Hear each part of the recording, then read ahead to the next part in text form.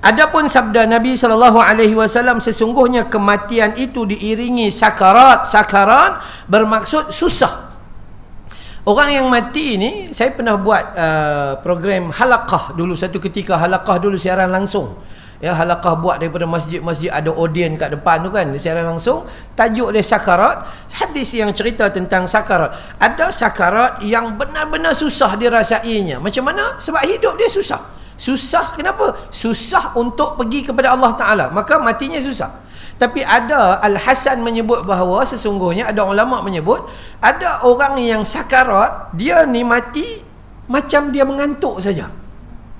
Dia mengantuk macam kita tidur, pejam mata lena. Macam tu saja. Maka itu terpulanglah kepada amal kita dan permohonan kita kepada Allah Subhanahu wa taala. Maksud sakarat itu satu benda yang berlaku ketika berlakunya kematian atau perpisahan antara badan dan juga roh. Baik. Kata para ulama, dah ke bab bawah pula, arti sakaratul maut yang dialami oleh para nabi. Kata para ulama kita rahimahullah, kalau sakaratul maut yang susahnya seperti itu juga dialami oleh para nabi, para utusan Allah, para wali dan orang-orang bertakwa, kenapa kita masih lalai daripada mengingatinya? Kita nampak nabi berpeluh-peluh waktu dia nak mati.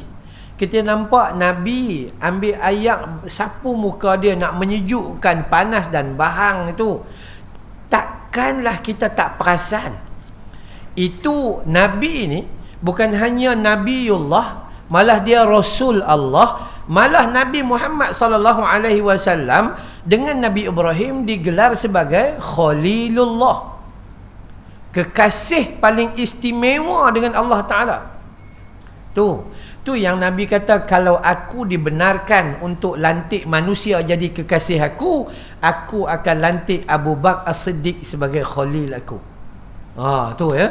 Nabi Muhammad sallallahu alaihi wasallam bukan hanya penghulu segala nabi, bukan hanya nabi yang terakhir, bukan pelengkap segala nabi, bukan itu saja, malah dia Khalilullah. Dia dengan Nabi Ibrahim Khalilullah.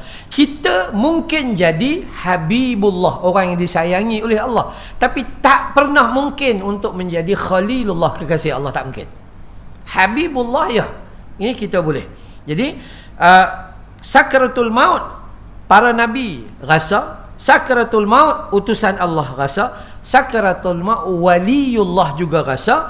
Orang-orang yang memang bertakwa, orang itu, orang ni semua kita tengok sahabat-sahabat Nabi mati jangan kena bunuh, sakaratul juga, sakarat juga. Ya, kalau kita nak kata, ada orang kata, ustaz saya tak mau pergi hospital ustaz, kalau boleh saya nak mati atas katil saya sendiri dalam rumah.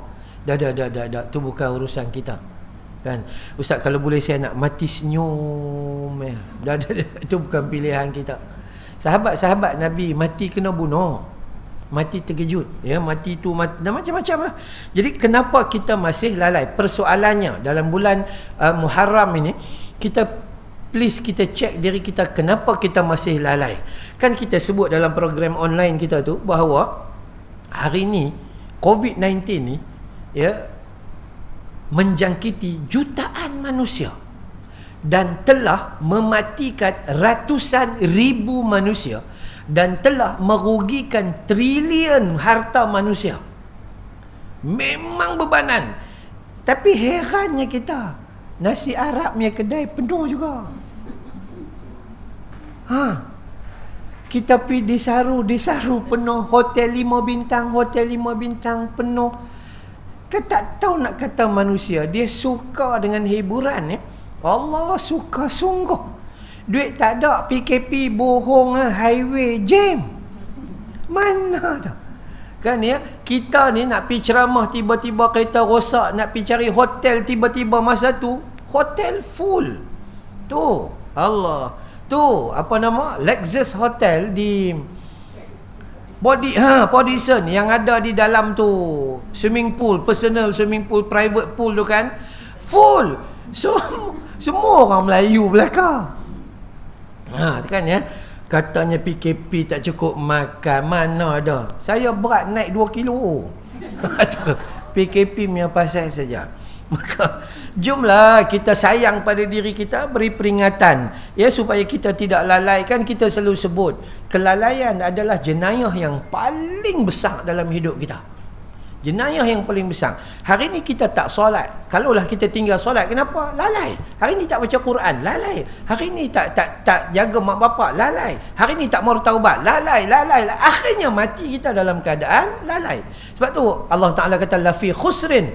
Orang yang lalai ni rugi, serugi-ruginya. Sepanjang umur Allah bagi kat dia 80 tahun, 90 tahun, rupanya dia mati dalam keadaan penuh kelalaian. Jadi kalaulah sakaratul maut itu menimpa para nabi, para utusan Allah, pada Rasul Allah, wali dan orang bertakwa, takkanlah kita nak jadi lalai juga. Dan kenapa kita masih juga tidak bersiap menghadapinya? Lalai maksudnya lupa untuk ingat pada mati. Itu kan ya.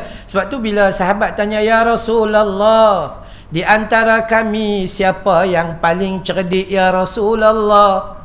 Rasul sallallahu alaihi wasallam kata, orang yang paling cerdik antara kamu adalah yang pertama ingat pada mati, yang kedua buat persiapan untuk menghadapi mati.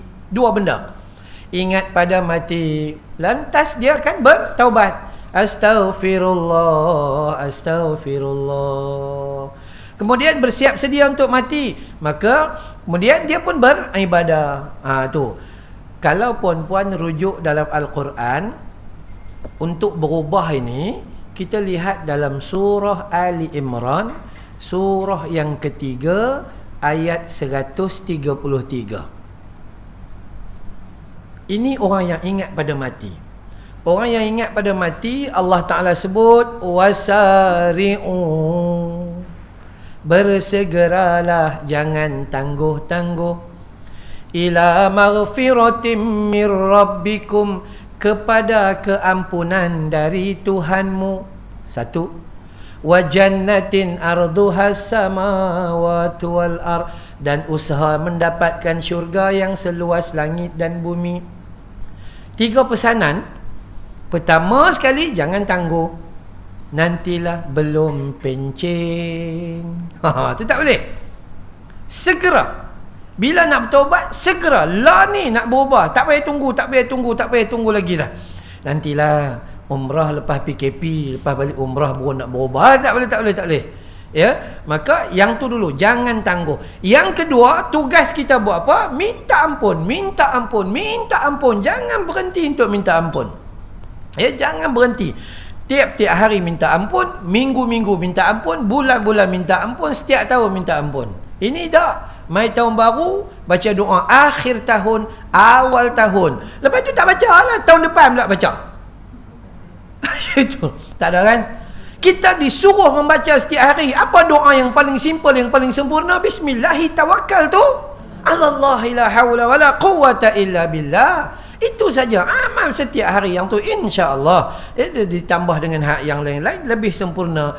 Tu satu, jangan tangguh, segera. Yang kedua, minta ampun. Ketiga, usaha untuk dapatkan syurga yang Allah janji tu. Maksudnya amal lah. Ya, usaha untuk dapat syurga. Semalam tak solat, contohlah semalam tak sempat solat duha, mesyuarat wanita. Contoh, makan je lebih mesyuarat sikit ya. Kan ya? Tak sempat. Hari ni pulun dah. Biasa Nabi buat 8. Kita semalam tak dapat, hari ni buat 4 pun jadilah. Ganti yang semalam punya 2. Siapa boleh buat 8? Alhamdulillah. Okay? Jangan teruk sangat buat 28. Tu pun satu juga. Dia melampau. Ya? Orang perempuan pakai bedak, nampak elok lah. Tapi kalau pakai bedak sampai suku botol, tu opera jadinya. Kan ya? Takut laki tengok. Okay, jadi nak bagi tahu bahawa buat bagi ikut sunnah, jangan melampaui batas. Iaitu kita, satunya kita jangan lalai, yang kedua kita kena bersiap. Yang ni yang disebut oleh baginda Nabi sallallahu alaihi wasallam. Jom kita cek kita lalai ke tidak tentang kematian. Kalau Nabi sakit, kita tak tahulah apa cerita besok kan. Kemudian adakah kita bersiap ataupun kita masih duk fikir yang lain lagi? Fikir rasa macam nak perbesar dapur. Nak besarkan dapur. Awak kencing manis, darah tinggi, makan tak boleh dah, besarkan dapur nak buat apa?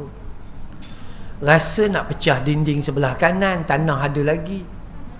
Kan dah macam-macam lah manusia. Itu namanya manusia. Manusia dia ni penguasaan hawa nafsu dia banyak. Baik. Cuba kita tengok